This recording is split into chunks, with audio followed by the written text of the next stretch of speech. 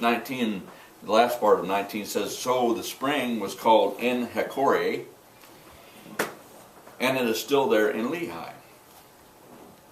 Samson is the one that named this place, okay?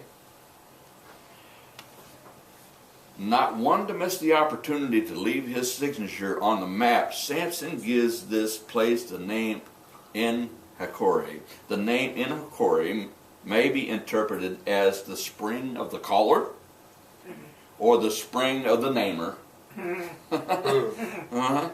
In either case, the main focus is on him and memorializes himself rather than the gracious actions of God on his behalf. Wow. Everyone that I've read commends Samson. But I don't see it that way. Again, we see that Samson is motivated by his own self-interest. Okay?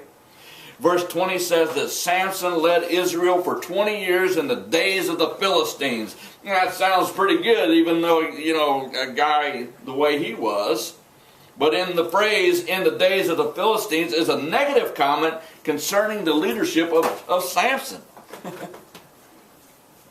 Samson, unlike other judges in this book who gave their generations rest from their enemies, never threw off the enemy's yoke at all.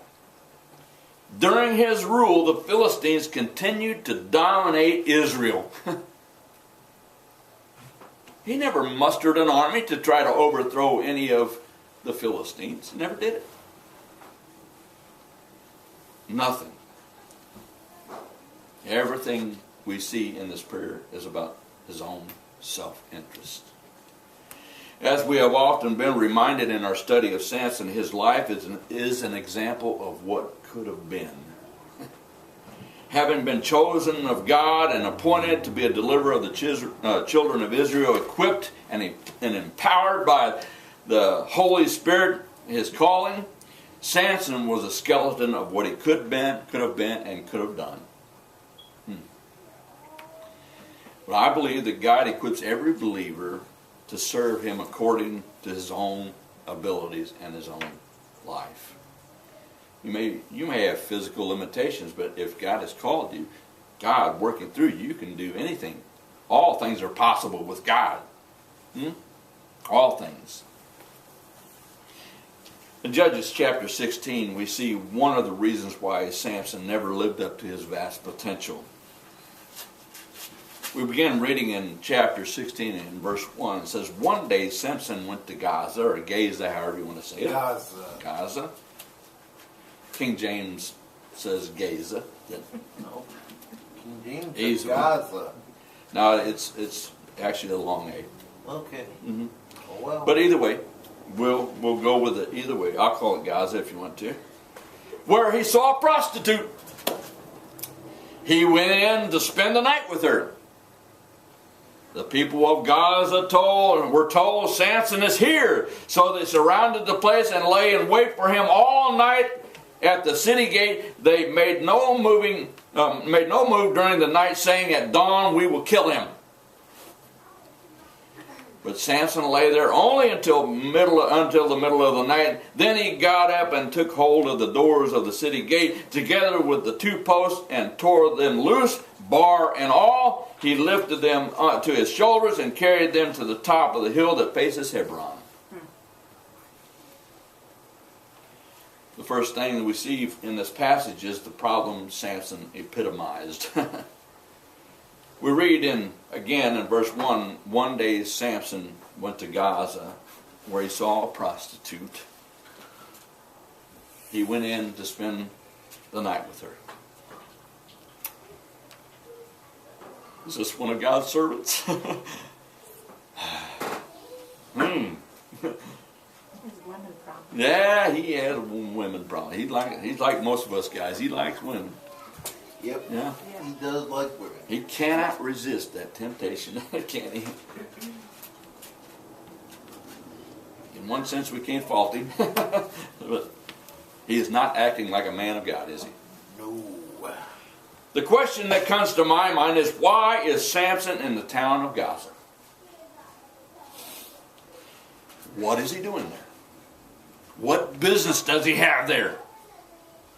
Gaza was a Philistine city that required Samson to travel the length of Philistia in order to get there. And this was no short distance. It was about 35, 40 miles. And while he was there, he decides to go to the red light district and visit the woman of the night.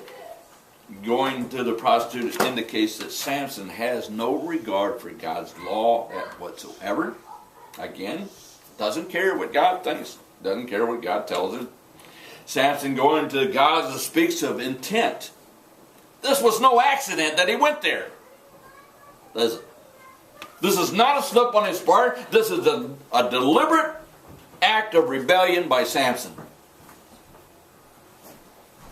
By going to Gaza to fraternize with the pagan women, he has gone as far as he could from his geographic and spiritual home. He's moved further and further away from God. Again, it appears to me that Samson is motivated by his own self-interest.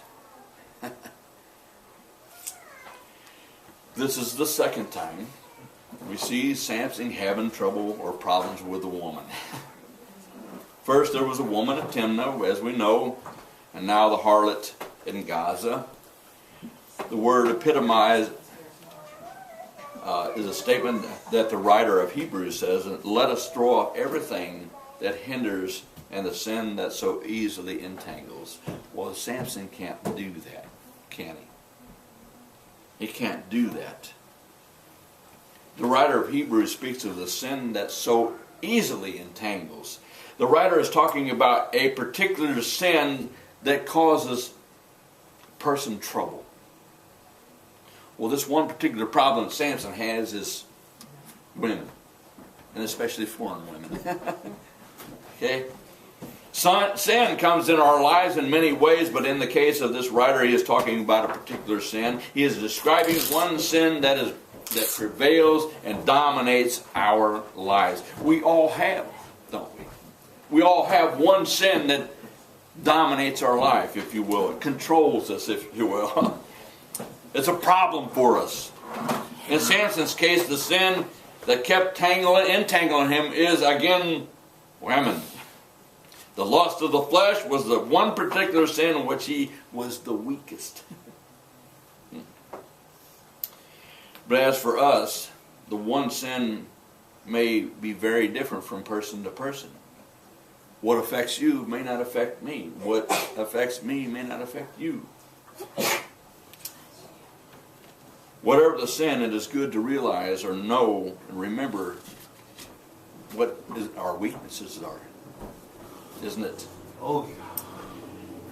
And I think if you know your weaknesses, you can avoid getting into situations, or you can try to avoid getting into a situation where you will compromise your faith.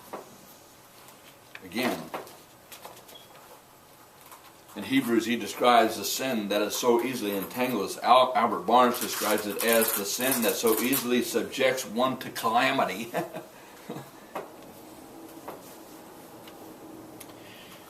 We saw Samson and the woman at Timnah and all the problems it caused in his life. But once again, we find a woman bringing him back down again. His lust for women is what easily entangled him. And again, that was his greatest weakness.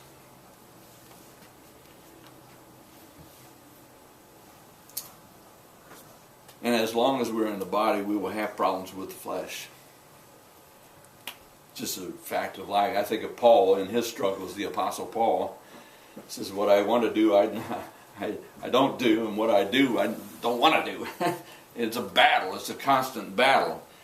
But he also says in Galatians chapter 5 and 16, live by the Spirit and you will not gratify the desires of your sinful nature. In other words, constantly be focused on God and your spiritual life. When the Spirit of the Lord came upon Samson, he was victorious in his life or in his deeds. When he walked in the flesh, he fulfilled the desires of his flesh. The same is true with us. Next we not only see the problem that Samson epitomized, but also the peril that Samson encountered. We read in verse 2, the people of Gaza were told, Samson is here. I don't know how they knew that Samson was there. Maybe Samson is so arrogant, so cocky, that he just walks in town and he kind of flaunts himself around. I don't know. He seems to have that kind of personality, doesn't he? Oh, yeah. So they surrounded the place and lay in wait for him all night at the city gates. They made no move during the night, saying, at dawn we will kill him. When we yield to the flesh, it always exposes us to certain dangers. Okay? When Samson yielded to the flesh and went into the harlot of Gaza, he placed himself in a dangerous situation, didn't he? Yep. Yes.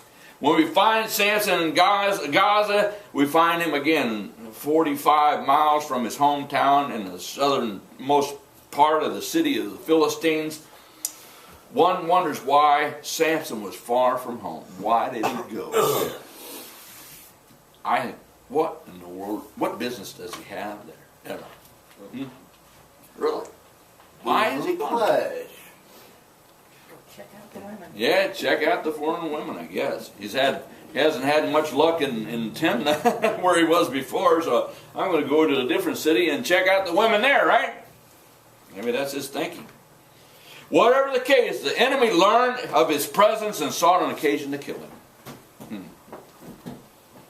I mean, stop and think about it. He's ticked off a lot of people now. The whole. Oh, yeah. I mean, his name is well known. Very well known. He's got a reputation that precedes him. Oh, yeah. As we look at the actions of the enemy, we learn a couple of lessons about the spiritual enemy that every believer faces. First, there is the method of the enemy. When we read that when the people of Gaza learned that Samson was in town, they surrounded the place where he was and they waited for him all night long. The enemy of the Christian, the world, the flesh, and the devil are constantly watching and waiting for an opportunity to attack us. And I think, again, in Ephesians, that Paul tells us to put on the whole armor of God, because we never know when that attack's going to come. We have to be prepared, right? These people are waiting for a chance for Samson to let his guard down. And it appears that he has. Samson was in a place where he should not have been. He was in Gaza, a stronghold of the Philistines. When a Christian inhabits a place or places of the world, they put themselves in a threat or in a place where they are susceptible to attack by the enemy. Judges chapter 16 and verse 1 says that Samson saw the prostitute. He has a problem with eyesight. What he sees, he likes. Oh, yeah.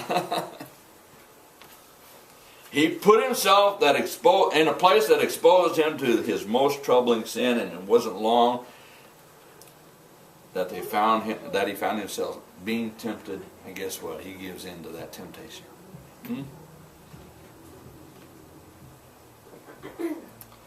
In verse 2 of the King James Version of the Bible, we read that these people from Gaza were quiet all night. Were quiet all night. See, the enemy does not always make his presence known. The enemy is very deceitful. Sin is so subtle that it makes us think there is no danger whatsoever. Sin says no one will ever know, or nothing will ever happen. Sin is always quiet about the consequences it reaps.